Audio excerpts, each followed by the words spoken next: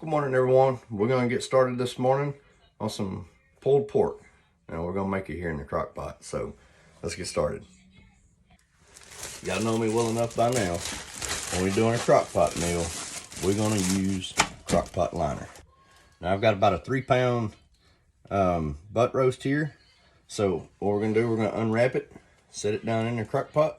But before we put it in the crock pot though, I took it to the sink to take the packaging off. And then we're going to take some paper towels and just kind of pat the roast dry. Alrighty, now we're ready to set this dude down in the crock pot. Now that we've got the pulled pork in the crock pot, take one 12-ounce can of Dr. Pepper. In this case, we're using Dr. Thunder. Now in a small mixing bowl, I'm going to add a tablespoon of garlic and a tablespoon of honey. All right, I'm gonna add me about a tablespoon worth of Dale's in here and mix all that in together. Once we got that mixed in together, we're gonna take us a brush and we're just gonna kind of start to pour this onto the roast. And then we're gonna take our brush and just brush it in all over.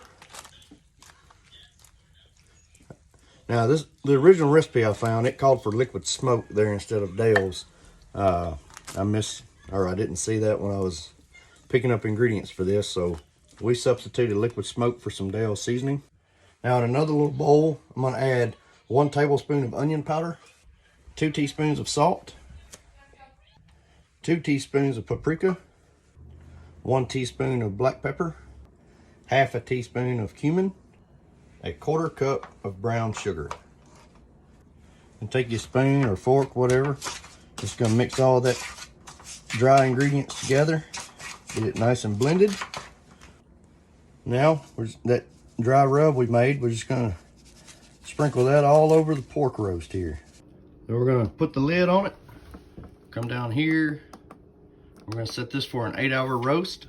Folks, we have reached our cook time. Actually, we went over a little bit, but this crock pot automatically kicks down to warm. So we're about to pull the lid off, see how it's looking. Here comes the real test. I'm just going to use 2 forks. Oh, look at that, just falling apart. Shredding perfectly. Falling apart. All right, so before I go any further with this, I just want to try this pulled pork before I put any barbecue sauce on it.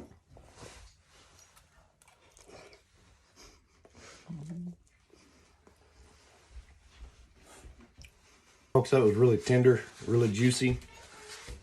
All right, so I put the lid back on it. It's still on warm, but my tater tots are cooking in the oven. And so as soon as they're done, we're gonna make us a pulled pork sandwich and we'll be back with you. All right, folks.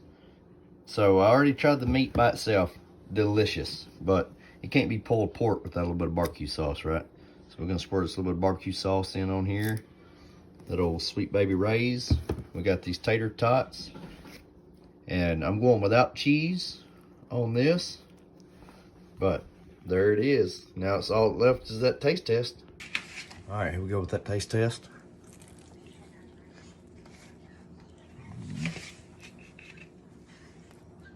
Ooh.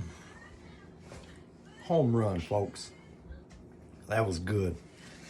God, that was good. This is a super easy way to make a pulled pork sandwich on that crazy weeknight when you're getting kids to and from. Folks, y'all give us one a try. And y'all let me know here at Hayden Big Grillin' what you think about this. Y'all please like, subscribe. I'm about to pig out on the rest of this. We'll see y'all on the next one.